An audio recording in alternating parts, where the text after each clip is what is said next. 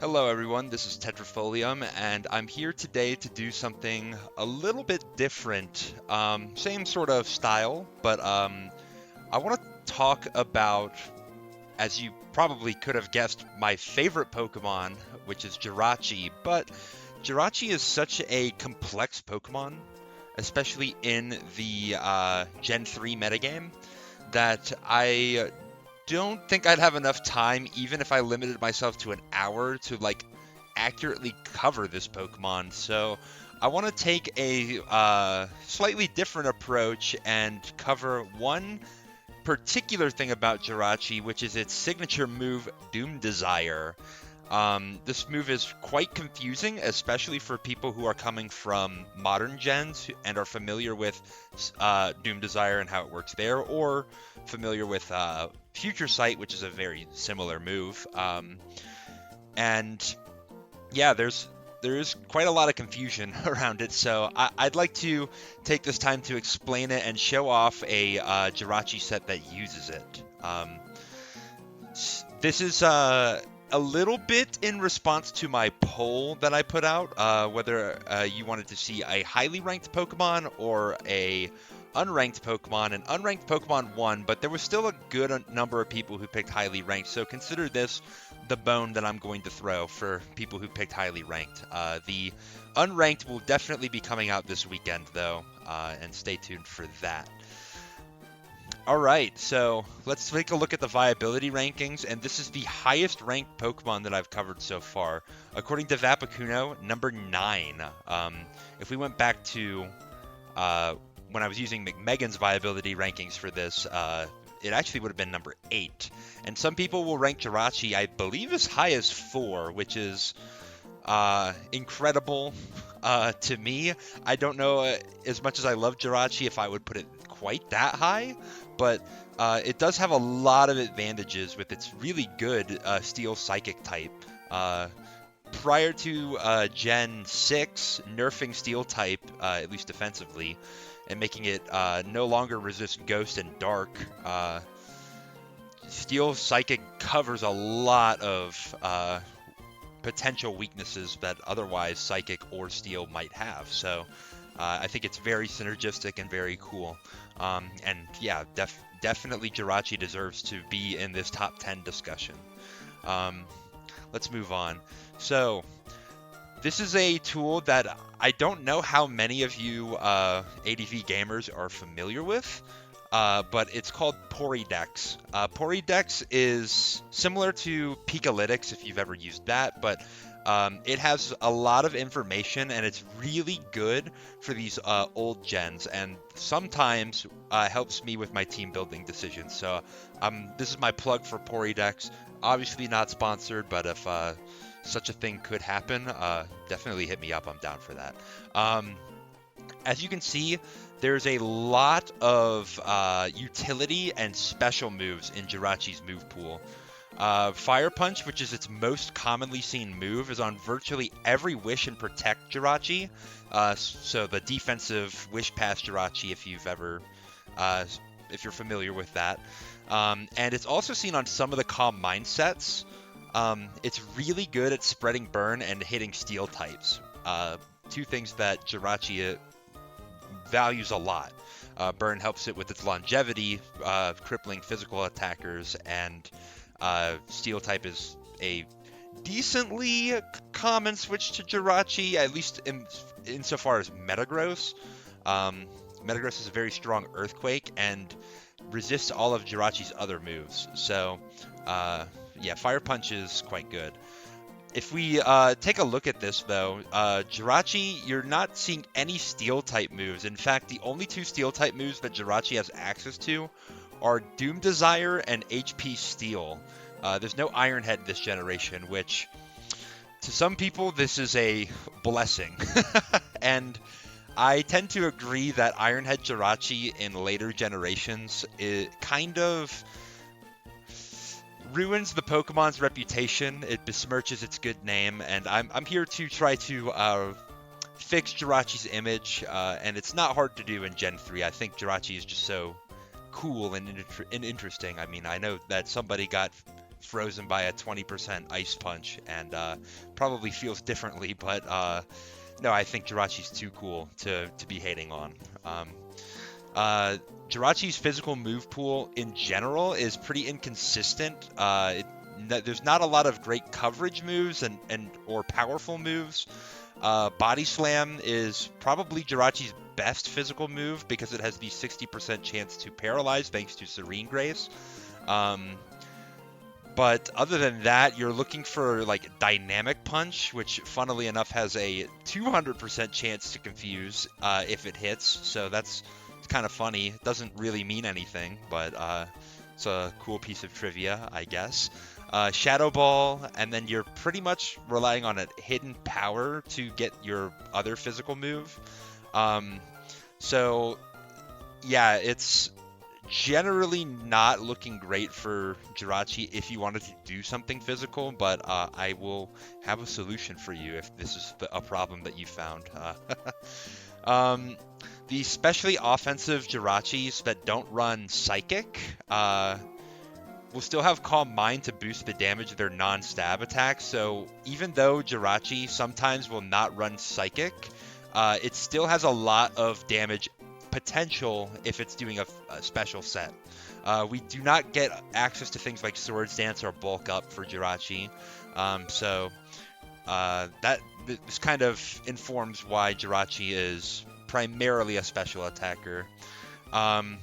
And all of this is basically to say that Doom Desire is a pretty difficult move to pull off for Jirachi, even if we do understand it. But some of you are probably thinking to yourselves at this point, like, we keep talking about this Doom Desire, but what does it actually do? Like, what is Doom Desire? And this is where I get to describe it. And Doom Desire, to me, has one of the most threatening and simultaneously funny texts of all time. When you click Doom Desire in Generation 3, it gives this text: the user has chosen Doom Desire as its destiny. That is so ominous and so cool. So I'll briefly explain what Doom Desire is like. So, similar to Future Sight, which also exists in this generation, although it is a lot weaker in base power, Doom Desire sets an attack that will hit the opponent 2 turns later at the end of the turn. In Gen 3, Doom Desire is considered a typeless move. There are a handful that are, including Future Sight, but also Beat Up, which if you want an explanation of Beat Up, go check out my Dugtrio video. Typeless moves ignore type chart interactions. They will be neutral on every single Pokemon. However, they do not benefit from same type attack bonus or stab. So Jirachi does not get a 1.5 times boost on Doom Desire, which is a little bit unfortunate. It would be really cool if it did. But it also will still hit Wonder Guard Shedinja. Typeless moves will still hit Wonder Guard, which is really interesting. And the damage calculation, which is where this gets confusing, it is calculated by taking Jirachi's attack stat on the turn that it was clicked versus the opposing Pokemon's defense stat on the turn that it was clicked. So, hypothetically speaking, if Jirachi set up a Swords Dance somehow, I don't know, if you baton pass a Swords Dance to Jirachi, and it clicks Doom Desire that turn, and then later on gets intimidated by something like Salamence, it will act as if Jirachi had the Swords Dance boost, even if its attack has dropped in stages since then. This will similarly go for a Pokemon that boosts their defense stat. If a Pokemon clicks a move like Acid Armor or Iron Defense to raise its defense stat after Doom Desire was clicked, like trying to take less damage from it later, we in fact will ignore that. So it's kind of interesting, but a little bit confusing, and that's that is definitely true. But I'm gonna go through an example here to try to illustrate the point, and I want to note just at the end that Choice Band boost is similar to like a +1 attack boost. That will also increase the damage dealt by Doom Desire. So let's go on to our demonstration here. So let's say turn 1. Jirachi is in versus Blissey, and Jirachi uses Doom Desire. So Modest Blissey, I want to note, has a defense stat of 119. I mean, assuming that Blissey is going to invest fully in defense, which is commonly what it does. There's not much reason to not invest fully in the defense. If you want more of an explanation on that, I think Pinkercross, who is not a Gen 3 YouTuber, but does talk about Pokemon nevertheless, has a really good video explaining how EVs interact with the damage calculation. I think it makes a lot of sense, and I would definitely recommend that. I'll probably try to remember to link that somewhere. If I don't, though, it's Pinkercross on YouTube. So Jirachi uses Doom Desire on this Blissey, so it sets the attack. Let's say now on turn 2 that Jirachi switches out to Tyranitar, which is going to threaten to set up on or KO the Blissey with its strong physical attacks. And Blissey, not wanting to take a Rock Slide or a Brick Break or a Focus Punch, or allow Tyranitar to set up Dragon Dances, is going to switch out. So let's say it switches out to a really sturdy Rock Resist like Metagross. Metagross, as we may know, has a defense stat of 135, which is a lot higher, 13.5 times higher than Blissey's base 10. So Metagross is definitely a lot better suited at defeating the Tyranitar.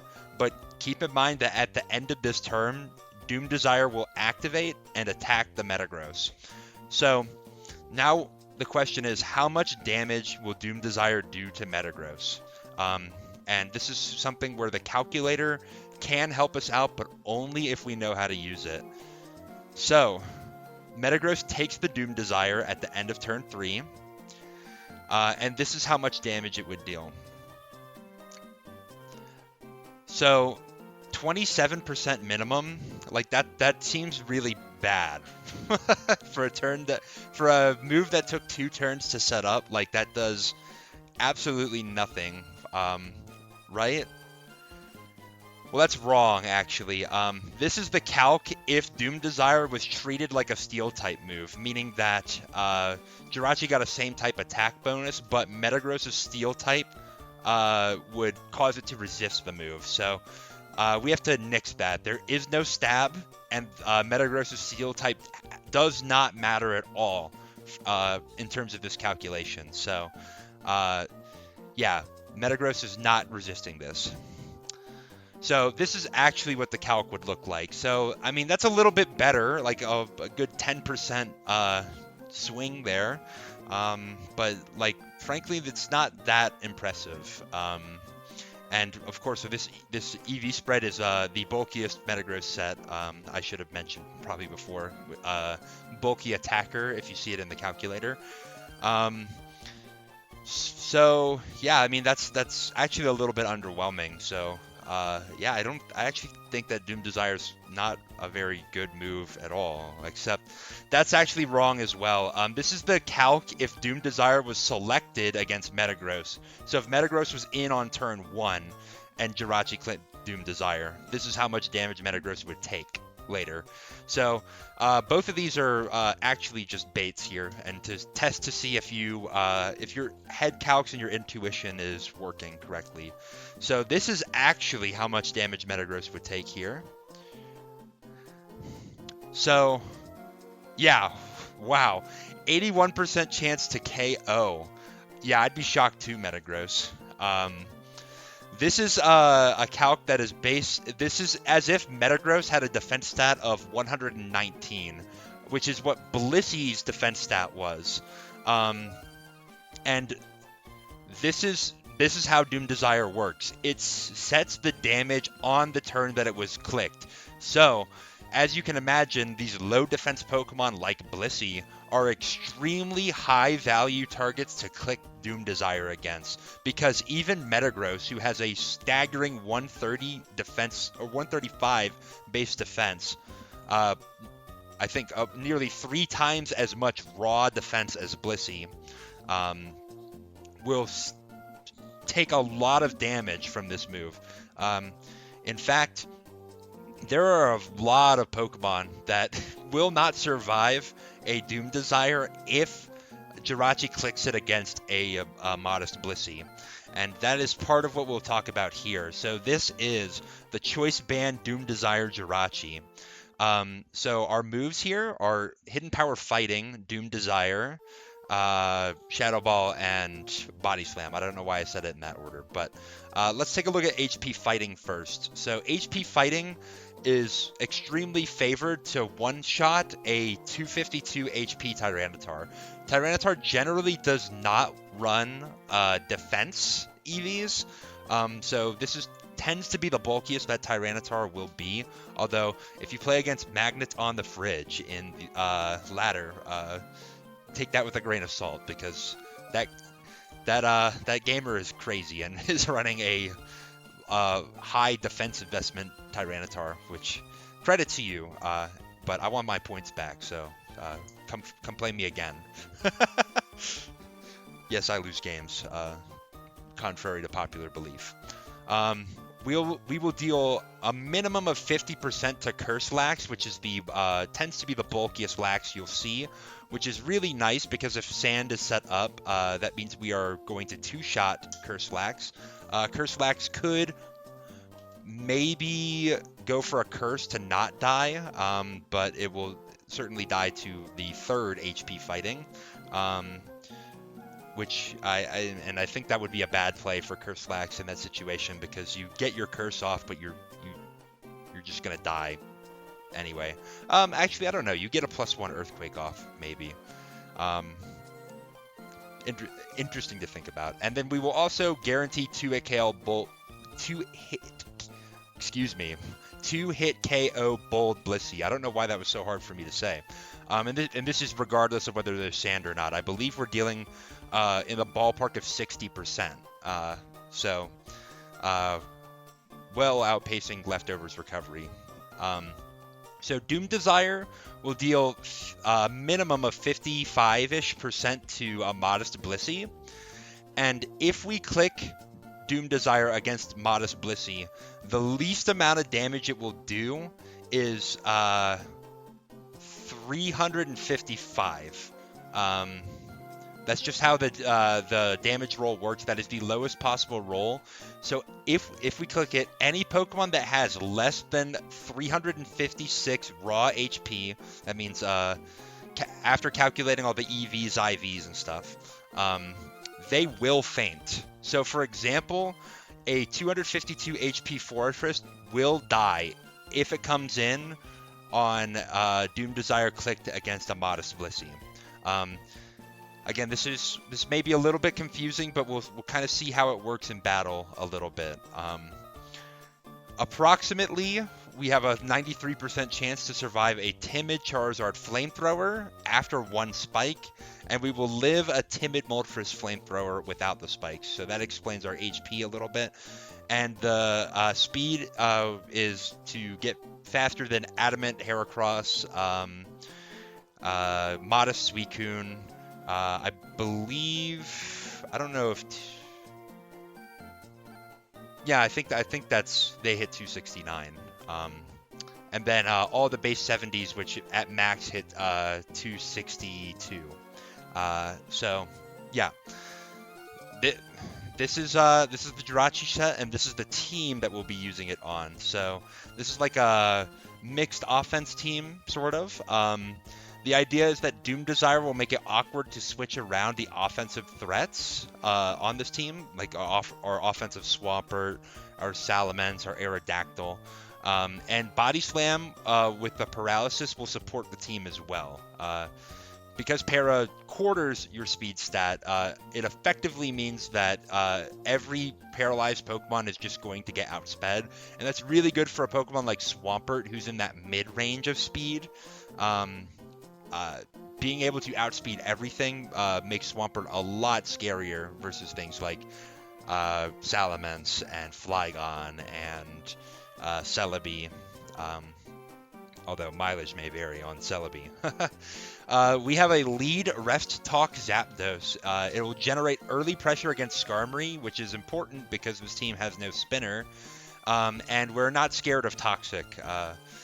I don't know why some people do this, but with a lead Skarmory, they will go for Toxic against Pokemon that they think is worth wearing down. And I understand that perspective to a degree, but me personally, I am never clicking Toxic on an unrevealed team, because if you click Toxic and they switch hard to Magneton, then you are going to be kicking yourself, because your Skarmory dies for basically no reason. I would rather get the Spike Up.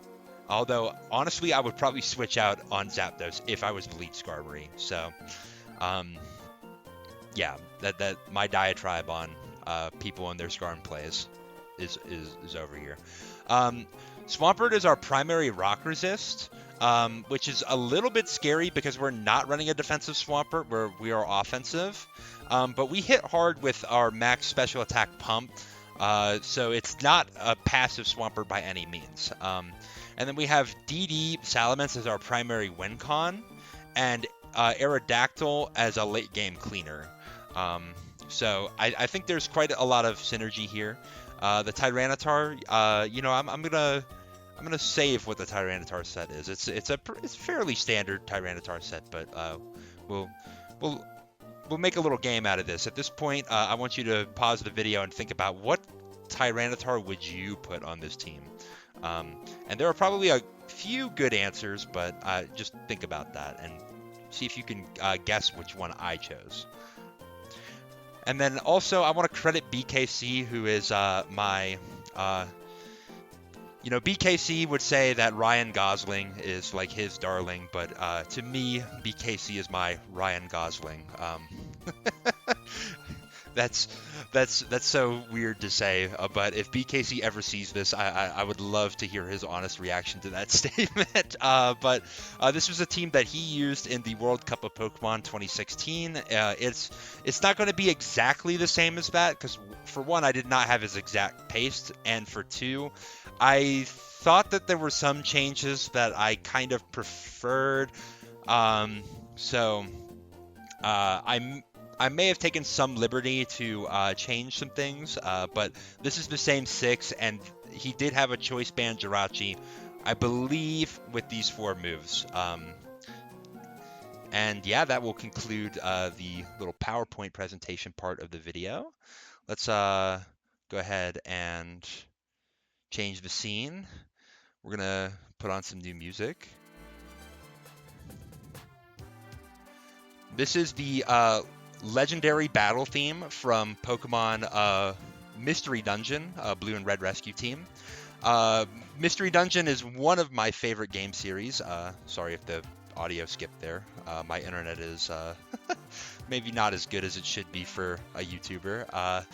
But in any case, this is part of, and this, I know I'm kind of yapping, stalling the video out here, but I want to say this. Pokemon Mystery Dungeon being one of my favorite game series, it is part of the reason why Jirachi is one of my favorite Pokemon. Those of you who have played Blue Rescue Team, you may have played the post game, and as a kid, I loved the post game. In particular, there is a dungeon called Wish Cave. It is a 99 floor dungeon which reverts your Pokemon's level back to level 1.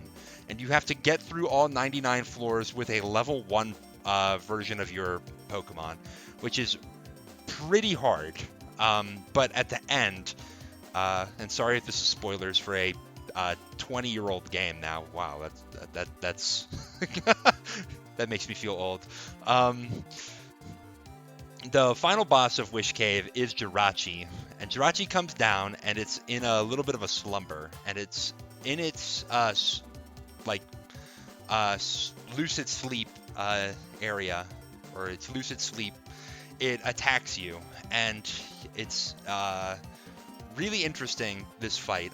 The first time I played it, I actually lost, and I was so mad because I had to go through the 99 floors again. But I came back the second time and won. And then Jirachi wakes up and it tells you, "I'm gonna grant you a wish." And I'm like, whoa, that's crazy. And I won't spoil what the wish does for you. You can find that yourself on YouTube, or I would recommend you play the game. And yeah, that was like one of the greatest moments of my early childhood, was getting to see that sort of thing. Jirachi also has a really cool presence in PMD Explorers of Sky, which you should go check that out as well. But I'm done yapping here. Let's get into the battles here, and I'm actually gonna switch to this battle first. Let's continue. Lead Zapdos into lead Ganondorf. Ganondorf is not a Pokemon that is very highly ranked. In fact, I think it's at the very bottom of the viability rankings in Smash Brothers Ultimate. So I shouldn't have been so scared with my Zapdos, but I will switch anyway. And my opponent, I guess, predicts me to switch and goes for Earthquake. I would not advise this play generally with the lead Ganondorf. Rock Slide is perfectly reasonable to click into Zapdos, and whatever switches in is going to take some chip. But I guess there's an argument for it if you're a particularly Dugtrio weak team and you do not want to allow the Zapdos to baton pass to Dugtrio. So I guess that's fair, but you don't know for sure if I have Dugtrio. Although I guess lead Zap does pair pretty well with Dugtrio. But I instead go to Swampert here, and Swampert is going to threaten this out. I go for Hydro Pump, which does a little over 50 to Skarmory. So this is probably a standard Skarm because I'm max special attack modest. I actually missed my second Hydro Pump, which is not nice. I will click Focus Punch here. This is kind of predicting Protect.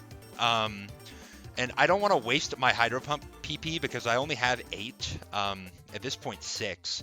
And wasting it against a Protect might be bad. I might need to save those for later. It'll also cover Blissey if that comes in. Skarmory and Blissey are a quite common pair. And if it didn't go for Protect, I wasn't going to kill with Hydro Pump anyway, but Focus Punch would... let me restart that. Focus Punch would put Skarmory low enough that Hydro Pump would kill.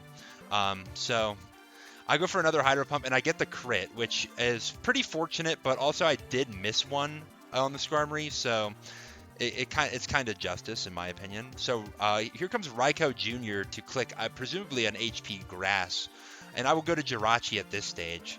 So Jirachi baits in the Gengar, I guess. I don't know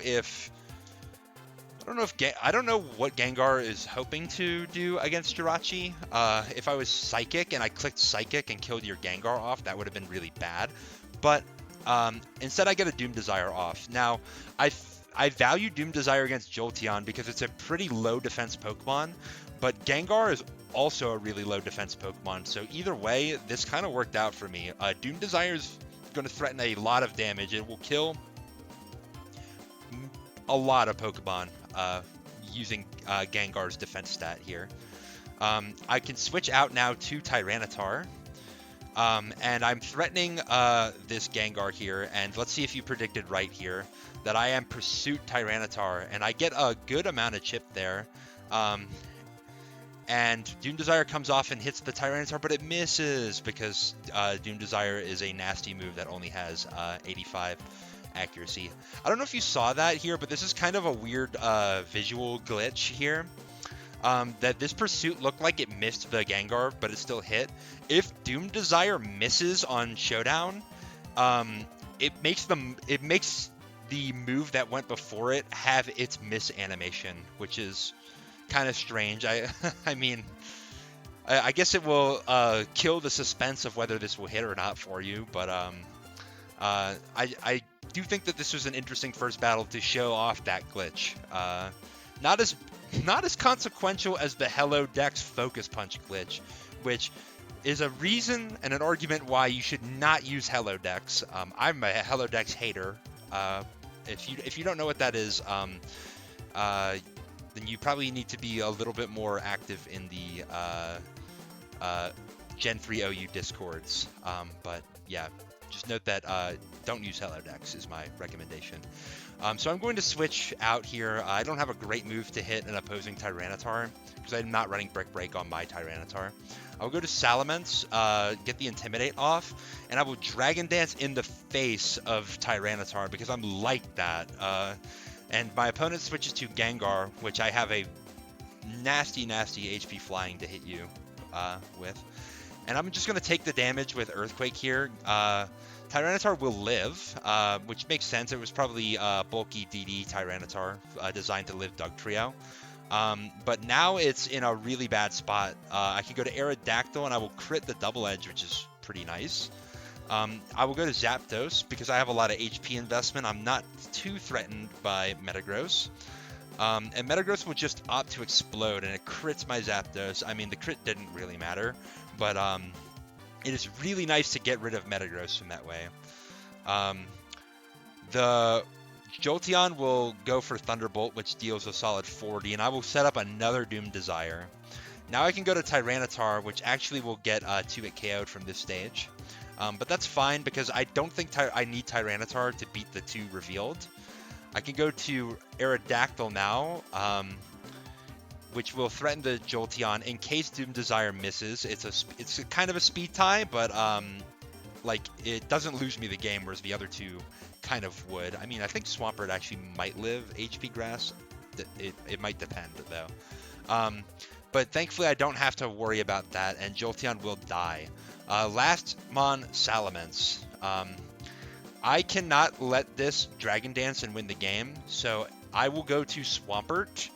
If Salamence goes for Dragon Dance, I should live any one hit, and I'm threatening to kill back with Ice Beam. But instead this is a Mixments, which goes for Dragon Claw and is going to kill my Swampert here, which is maybe unfortunate, but not really, because I can go to Aerodactyl, and as long as I hit my Rock Slides, I should win the game here. So first Rock Slide is a kill. Very nice. And my opponent will forfeit, not even going to risk going to Tyranitar to see if I would miss, which, I mean, fair enough. Personally, I'd play it out, but like, I understand. So, next game, Zapdos in versus Mence. Mence generally should switch out here. My opponent opts to not switch out, which is, in my opinion, I don't like that because lead Zapdos a lot of times could be max speed with HP Ice to handle the Menses. But my opponent, who is a kind of middle ladder, maybe higher middle ladder player, opts to go for the Rock Slide instead. Does not get the flinch though, so I can get my Toxic off, which is pretty fine for me. I will switch to Swampert on the Snorlax. I did not predict Snorlax to come in. I actually was just wanting to take a Rock Slide from the Salamence, threaten an Ice Beam. But I will get some damage off, and I get Body Slammed, and I don't get parried. I really do not want Swampert to get parried, so I will go to Tyranitar to take the next Body Slam and also set up Sandstorm to eliminate the Snorlax's leftovers healing. It went for Curse, and I do not want to take a fighting move or an Earthquake, so I will go to Salamence to Intimidate and to block either of those options. But my opponent instead decides to go to Metagross, which is interesting. I'm going to click Earthquake on Metagross because I feel like Jirachi is in a decent spot to start clicking buttons as long as I can weaken the Metagross. But my opponent switches to Houndoom, maybe a little bit of an over-prediction. I don't know what they were thinking that I was going to go to. Maybe it's HP... I don't know, maybe it's HP Ice Houndoom and they predicted I was going to Fire Blast. But it's quite fortunate for me that I got the Earthquake and killed that Houndoom. Now Jirachi's looking even better. I mean, I was willing to take this trade earlier, so I will go for it again. I take the Meteor Mash decently well. And Mence will come in, and I will Dragon Dance. I assumed that this Metagross would not like to die. I think my opponent wants to keep it. Because their options against my Tyranitar are looking slimmer and slimmer, and they don't know what my Tyranitar is. If it's DD, I could just win the game if they don't have a rock resist anymore. So I think DD is a decent mid-ground. It catches this Salamence coming in, and I'm going to check this Salamence to see if it's got some defense to it.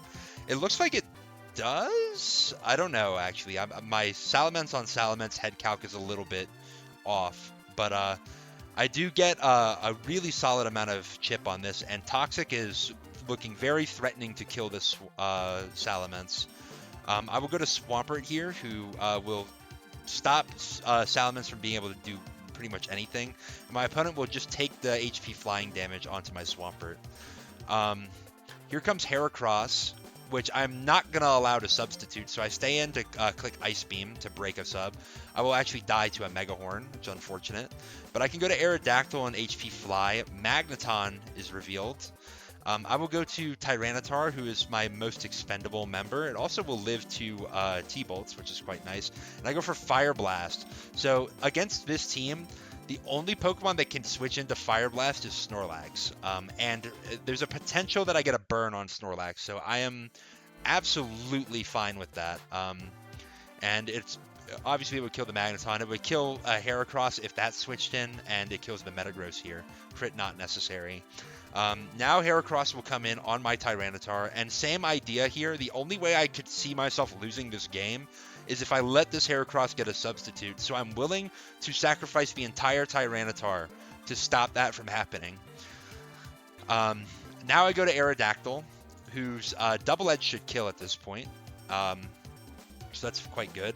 Magneton will come in. I will not 2-hit KO, and I certainly won't 1-hit KO Magneton generally with Double Edge. So I will go to Zapdos. I get full parried there on, I believe, what I was going to click Rest, or maybe T-Bolt. Hard to say. And then the Snorlax is going to use that opportunity to curse. But I will go to Jirachi here and reveal HP Fighting, which is threatening to end this Snorlax's sweep. It's the only Jirachi set that would stop that situation. I guess unless I got a full Para with Body Slam. And my opponent here is giving me some props here. They said, nice tech, can't even be mad. Is that banded? And I say, that's right. They say it's the first physical Jirachi they've ever seen. And that's kind of a part of the reason why this set is so interesting. It's extremely uncommon. Jirachi is almost always defensive or specially oriented. So you can catch a lot of people off guard with this. Now, it happens that the surprise factor didn't really matter. My opponent didn't have a better play than what they did to play around this Jirachi. So that doesn't really factor in, but I think surprise factor may play into the next battle here. So here's my battle against Shiny Ledian. Shiny Ledian is a recurring character on ADV YouTube, particularly if you're a fan of Zets, which if you're not, you should be, but then again, I think my entire subscriber base is Zets subscribers, so let me know in the comments if you actually found me not through Zets. That would be interesting to know. But regardless, we're going to lead off, and it's a lead slacking, the Blues Energy type, and Shiny Ledian giving me some props as a YouTuber. Thank you for that. I think lead slacking is very hard to play around, because if it clicks the right move, it might just kill anything on your team. But my opponent will actually opt to go to Camerupt as I go to Tyranitar, predicting a Double Edge or a return. I don't like my Camerupt matchup, so I will actually switch to Swampert, and my opponent switches to Blastoise. They go to Snorlax, and I will opt to get Earthquake damage. I wanted to get some damage on Blastoise, and it covers a switch, so that's pretty good for me. My opponent is going to Curse here, and I'm going to go to Tyranitar, predicting a self-destruct. And I do get that play right, but I get crit. I don't know if that mattered. There may have been a roll to kill anyway, or perhaps it would have just killed anyway if this was a max attack Snorlax. But I think that's fine. Pursuit Tyranitar, I don't think it's a super duper high value Pokemon unless there's a Gengar on the other side. If it gets its Sandstream up, that's usually plenty. So that maybe other gamers may disagree with me there, but in any case, I will go to Swampert here on this lacking. I think I opt to switch to Jirachi, which is in theory threatening the Gyarados with a Thunderbolt. So I will click Body Slam, and my opponent goes to Camerupt, takes the Body Slam on the chin, will die to the next one, and I can just go for Body Slam again, which catches the Metagross with a Paralysis. Kind of limits what the Metagross is able to do. My guess is that it was probably a Choice Band meta anyway, so it probably just wants to blow up against a Swampert and a Zapdos and a Jirachi revealed, and it crits my Zapdos. Once again, my Zapdos gets crit by Explosion, but once again, I don't think it matters. So now I will go Salamence, which will intimidate the Gyarados coming in. At this stage, I believe I will go for a Rock Slide to get damage. Yes. And I get a little bit of chip on Blastoise. Not super duper consequential, but it is nice because this Blastoise probably does not have a recovery move, so that chip will stay. I will go to Jirachi and just Body Slam out the Blastoise. If I get a Paralysis full para, the Blastoise is cooked, but I do not get that luck, which is fine. Torrent Boosted Surf will finish me off, and now I can go to Aerodactyl, which is threatening everything on the team. Double Edge comes in, kills the Blastoise. My opponent goes to Gyarados, and at this stage, I'm thinking to myself, if this is Jolly Dragon Dance with HP Rock, I think I just lose the game. But I have to play as if that's not, because I don't really have much counterplay around that. So I will go to Salamence to intimidate the Gyarados, eliminates the Dragon Dance. Then I will go for Rock Slide to get damage. And my opponent, if this was HP Rock, I would have lived 1 with the Mence. And then I possibly could have pivoted to Swampert and tried to Ice Beam out the Gyarados. Probably still loses. I probably still lose from that position, but this actually reveals to be HP Flying. So at this stage, actually, I know I will not die to the next HP Flying, so I will go for a Dragon Dance. Maybe that's a little bit risky, because if my opponent went for another Dragon Dance themselves, then they would have killed my Salamence off. But I do make the risky play. It does pay off for me, and I can just HP Flying, crit doesn't matter, and get a big amount of chip on this Slacking, which sets me up to win the game with Aerodactyl. Granted, probably would have won the game with Aerodactyl anyway, so maybe that was a little bit of an unnecessary risk, but it's kind of a flex though, so I don't hate it. My opponent reveals that they know that that's Jirachi, as they should know, because it's they can calc it. But Shiny Ledian says, and this is probably my favorite part of the video right here, is there's nothing here that looks like I'd feature it in a video. The irony there is really funny to me. Yeah, and I can see, like, I generally do show off these underrepresented Pokemon. I guess Dugtrio is kind of an exception to that. And give them some love, but this is an underrepresented set for Jirachi, which, do I think that this Jirachi set should be used more often? I mean, maybe, but I do understand the power of the Calm Mind Jirachi sets, and the consistency of the defensive ones, so probably stick to those more, but in any case, I do think that this Jirachi set was so cool, and I had to show it off. Next battle here against Ken Doink Lamar. Not so familiar with the rap game, but Kendrick is pretty cool. I liked his Super Bowl performance. I will go to Tyranitar on the lead Snorlax. I was assuming that this would be a Curse Boomlax in the lead. That is generally a lure for Skarmory. But they instead just go for Body Slam off the rip, which I think is definitely fair into a Zapdos lead. I'll just go for Crunch. Just to kind of scout what the Snorlax is going to do. A paralyzed Tyranitar for me in this situation is not that valuable, and it may cover any potential switch. So I go for Crunch, and my opponent goes for Counter. Counter does nothing because Crunch is a special move in this generation. So that's quite interesting. They will go to Heracross now with leftovers. I go to Salamence to intimidate the Heracross and its substitutes. I'm kind of okay with substitute there. I can break it quite easily, and I will outspeed any adamant Heracross, which obviously the Sandstorm and the leftovers reveals who's faster. Break the sub, and I will go for Rock Slide on the Heracross. My thought process being that Heracross is probably not staying in, so my opponent is probably going to something that resists HP flying. If it's a Steel type, then I probably will have to switch to one of Swampert or Zapdos to deal with it. But if it's a flying type, then generally Rock Slide is going to do a lot. And I do catch a Zapdos on switch, which is really fortunate for me. Now my opponent will switch to Fortress, which I will go for Rock Slide and get a minimal amount of chip on. I will switch to Tyranitar, who I can Fire Blast with. And my opponent, not risking that, will switch to Swampert.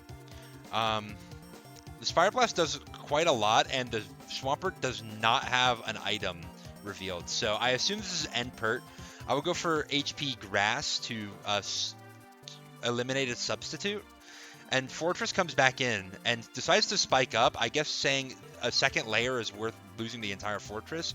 But in fact, my opponent just predicts that I will just be paralyzed the entire way here. 3 full pairs in a row is very unlucky for me. I could have killed that Fortress. And I get another para here, so I got parried 4 out of 5 turns. Allows the Swampert to get its Pitaya Berry, which is pretty rare, honestly. If my opponent was a Salac Swampert, I kind of would have been in trouble. I probably would have had to sack one of Salamence or Zapdos to set up for Aerodactyl in the back to clean up.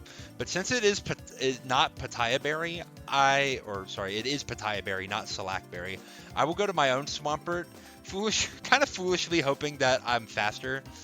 But also, +1 Surf should not kill my Swampert, even though I'm not very much defensive investment at all. I'll just Earthquake to eliminate the substitute, and Swampert will go down. Now Aerodactyl comes in, which clearly outspeeds, and it has a pretty strong Rock Slide, and I crit the Fortress, which I view that as justice for missing, getting full parried on many potential Fire Blasts. Tyranitar will come in. I will go to Salamence to intimidate it. I also think that Salamence is not ultra necessary to win the game at this stage. I will stay in, willing to sack the Salamence to stop Tyranitar from potentially getting a DD. Granted, Thunderwave DD is not very common, but I would have killed this Swampert had I got my move off, and I get fully parried again. And Ice Beam will kill my Salamence. This is looking extremely bad for me. I will Rock Slide, kills the Swampert. If I missed Rock Slide there, it was GG. But I felt like I had to Rock Slide to catch any of the potential switch-ins. I can't Earthquake because of Zapdos, and Rock Slide is generally fine against Snorlax, and it dissuades Tyranitar from coming in because I could opt to just go for a flinch and beat the Tyranitar that way. But instead my opponent will go to Snorlax here. Kind of interesting. I wouldn't have expected that. I'll go straight to Zapdos, and my opponent goes for counter. And yeah, I mean, I'm not gonna fall for the counter. I will Thunderbolt, finish off the Zapdos, which switches in. Tyranitar comes in, and I will Toxic it. I assume Thunder Wave is probably going to pair with Leftovers, so I'm not that scared of Lumberry. And if I get paired on Zapdos, I have the opportunity to rest, which I go for there, assuming that my opponent would go for like a Rock Slide or something. And had I got through the Paraflinch, I could have been kind of dangerous because I would no longer be minus like so low in speed from the paralysis. But my opponent opts to switch directly to Heracross, predicting that I would go for rest. And then substitutes, predicting that I'll get full parried. What is this? This guy has got the he's got the god hacks. We need to ban paralysis. Goes for Rock Slide. I actually get through the Paraflinch to break the sub. My opponent cannot go for substitute as that will cause him to die to Sandstorm damage, and misses the Rock Slide, and I'm like, yes! And then I get full parried again, so I can't even kill the Heracross. This is so tragic. Misses another Rock Slide though. Yes, the justice. That being said, I do think that I was set up decently well with the Jirachi in the back. My opponent does not know what my last is. But HP fighting Jirachi looks really strong here. I can sack the Zapdos off and now go to Jirachi. And Choice Band HP fighting will kill pretty much every Tyranitar from that range. If it had some defense investment, maybe it could have lived, but generally they don't do that. I will HP fighting, get a solid 53 on the Snorlax, who will counter and kill me, and Aerodactyl comes in, and Double Edge will finish off the game. So that was awesome. Crit didn't matter, by the way. That was awesome. I mean, not awesome per se, because I thought I was going to rip my hair out with all that paralysis. And BKC, my Ryan Gosling, as I've said earlier in this video, his argument for potentially getting rid of Thunder Wave as a move, or at least presenting that as a possibility. Maybe I'm feeling a little bit more in favor of that. I don't know. But now we'll go to the last one here. I didn't show off a lot of Doom Desire, and I feel like it can definitely work in some contexts. And I'll show you a context where it's kind of good in this game. But I do think that Body Slam does offer a lot more like mid-ground level stuff. I showed you a demonstration of what happens if you click it on Blissey and Metagross comes in, but if you reverse that situation, then you're clicking Doom Desire on a 316 defense Pokemon. If they switch to Blissey, it's going to take it as if it had 316 defense, which will do absolutely no damage. So that can be scary, but I think the thing that helps this is playing around the expectations of the set. So we'll see if this works for me. So here's a lead Gengar who is one of two things. It's either going to be lead Choice Band with some crazy BS, basically, or it's going to be Hypnosis. So I go to Tyranitar here, and my opponent booms. And that's a trade that I'll take any day of the week.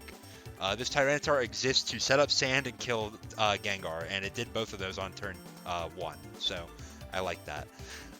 Dugtrio comes in and kills off my Tyranitar. I will go to Aerodactyl and get a solid Double Edge onto the Suicune. Now it's Jirachi Mirror Match. I will go for Body Slam to fish for the Para. A paralyzed Jirachi is a little bit easier to deal with, and based on the damage that I dealt, this seemed like a really high defense investment Jirachi. High defense investment plus Calm Mind is generally Thunder Ice Punch as the two moves. Not always, but generally. So I can go to Swampert here because I will take an Ice Punch decently well, and Thunder will thud into me. So now I can threaten a solid Earthquake. My opponent goes to Celebi, and I will go to Salamence. I will admit, I have seen this guy's team before. I'm pretty sure he plays the same team. I say he, this gamer's team before. I'm pretty sure they play the same team pretty much every time, and I knew from playing before that this was a baton pass Celebi. So I feel really good about going into Salamence, passing the Intimidate off to Celebi, and if it baton passes, it has to give the -1 to something. Now, granted, this is a special offense team. So it doesn't generally matter, but it can make Dugtrio less dangerous if Dugtrio is the switch. Instead, it's Regice. I will go to Jirachi here, and my opponent does Rain Dance to clear the weather. That's really interesting. I haven't thought about Regice as a weather clear, but I will go for Doom Desire because Regice, as we know, has a pretty low defense stat, but Celebi switches in. So it will actually be calculating off of Celebi's defense stat. Suicune will come in and take the Doom Desire and go down to 45%. I will kill the Suicune if I go for HP Flying, and I predict that my opponent will not allow Suicune to die. So I go to Jirachi, anticipating Regice to be the switch, but instead it goes to Jirachi, which that makes sense, actually. Probably should have predicted that. So I will go to Swampert, but I mean, granted, that's not so bad because Swampert is a relatively free switch on this Jirachi, unless it has an unrevealed HP Grass as its coverage move, which is not impossible. I think they call that Shock-Rachi. I'm not sure. You have to ask. You have to go through some ADV revival tournaments replays where somebody says what the electric plus HP Grass Jirachi coverage is. I'll go for Earthquake here and deal over half, and my opponent gets full parried again. But you know what, though? I mean, that's what you get for using Jirachi. Okay, that's very tongue-in-cheek of me to say. I will go to Salamence here, who takes a Giga Drain very, very well, and I'm threatening to kill once again with HP Flying. Jirachi's not a great switch into HP Flying at this stage because Earthquake will kill it, so my opponent has to go Regice, which allows me to go to Jirachi here, and I will go for HP Fighting just to get the big chip on Regice. Now Salamence looks like it's just going to win the game.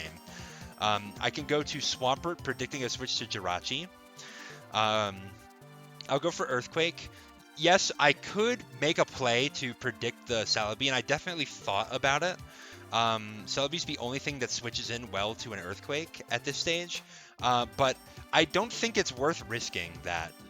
If my opponent did happen to have HP Grass as their last move, very unlikely, but possibly, I could maybe choke the game by going for Ice Beam and allowing my opponent to HP Grass, potentially kill my Swampert. I don't know if it even would, because it's got so much defense investment, it might not have enough attack to do it. But I can always go to Salamence on Celebi, and no matter what it does, I'm in a good situation. The Regice comes in, and I could potentially Rock Slide and kill it, but I don't want to miss Rock Slide and lose the game. So instead, I will go to Jirachi and Doom Desire, which guarantees that something is going to die, except for Jirachi. But yeah, now I can go Aerodactyl. Earthquake is killing absolutely everything. Regice comes in, it's going to take the Doom Desire, and it dies. And yeah, there's no way for my opponent to win the game at this stage. So yeah, Jirachi with Doom Desire is a really, really good way in this to make progress in the mid game, because it can it force the opponent to sacrifice a Pokemon. If you get Doom Desire on the right thing, and you have the prerequisite chip, nothing will survive. And yeah, I mean, even the Jirachi probably would not have survived taking Doom Desire off of Regice's defense stat at 50%. Yeah, this is really cool. I will say some dangers of this. As you see a Dugtrio on the opposite side, there are a lot of people who will switch Dugtrio in on Jirachi, which is, I think it's a risky play. It can work out because Dugtrio can live Ice Punch or HP Grass from the special attacker Jirachis. If it doesn't get paralyzed by Body Slam, it has the chance to get the Earthquake kill. I think generally defensive Jirachi certainly lives an Earthquake from Dugtrio. And so I wouldn't recommend switching it in if you think Body Slam is happening, because you could just lose your entire Dugtrio for that. But a lot of times people will switch their Dugtrio into the Jirachi. And if you go for Doom Desire, I mean, it is nice to get the Doom Desire off on Dugtrio, who has one of the lowest defense stats in the format. But you will lose your Jirachi for it because you're locked into clicking Doom Desire, so you certainly can't threaten the Dugtrio, and even if you lived in Earthquake, you wouldn't get anything out of it. So, but that might be a trade that's worth it, depending on the situation. But I generally don't like that because you still only have an 85% chance to hit. So maybe be careful about clicking Doom Desire, and if your opponent knows that you're Doom Desire Jirachi, they can try to play around it by going to something with a high defense stat, like a Tyranitar or a Metagross. Or like Skarmory, and yeah, that's not great. So be careful when you're using this team. You'll have to identify the situation and evaluate what your best move to click is. It's generally going to be Body Slam. But I think that Doom Desire is so cool, and I hope that you've learned something from this video. I know that Doom Desire is a very not super well talked about move, and its mechanics change generation to generation. It works wildly differently in modern day, yeah, but Doom Desire in this generation I think is an underrated tech. I think it's potentially the best that it's ever been, which is a little bit sad because I think Doom Desire is so cool. Let's pull it up here. Jirachi chose Doom Desire as its destiny right there. That's so hard. I love that so much. In any case, I'll see you for the next video.